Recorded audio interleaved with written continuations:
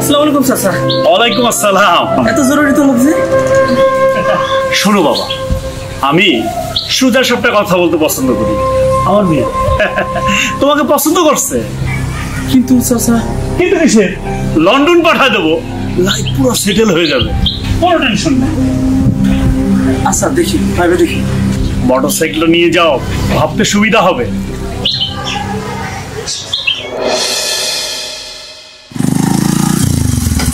এত দেরি করলে যে, আমি কতক্ষণ ধরে অপেক্ষা করতেছিলাম।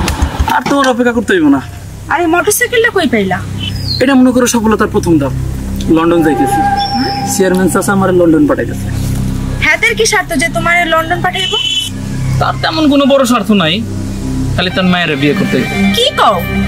তুমি আমারে ভালোবাসো না? ভালো তো আমি তোমারই বাসি, ভালোবাসি তুমি কি বিয়ে করতে?